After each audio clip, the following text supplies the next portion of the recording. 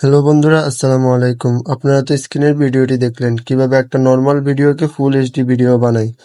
তো এরকম ভিডিও বানাতে চাইলে আপনারা ফুল ভিডিওটি দেখেন, স্কিপ না করে ফুল ভিডিওটি দেখার অনুরোধ রইল।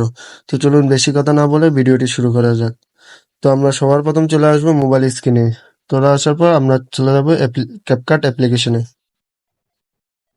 তো ক্যাপকাটটি ওপেন হওয়ার পর আমরা চলে যাব, একটা মিনিট, আমরা চলে যাবো নিউ প্রজেক্টে। চলে যাওয়ার পর আমাদের নর্মাল ভিডিও যেটি আছে সেটি আমরা নিয়ে নিব।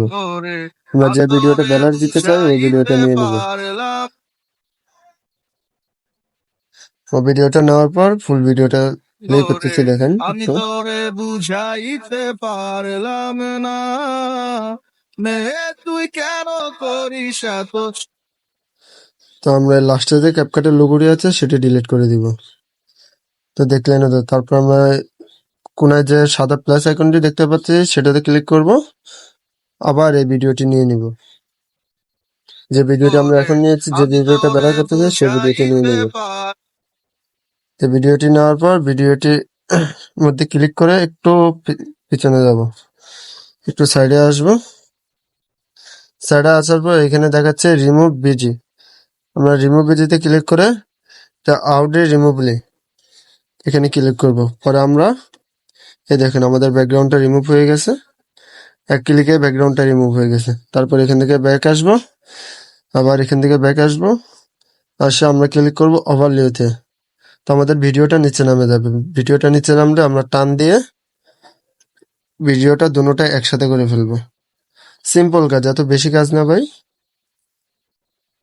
তো আমরা আবার ব্যাকে চলে আসবো। ব্যাকে চলে আসে ইফেক্ট নামের একটা অপশন আছে, ইফেক্টে ক্লিক করব।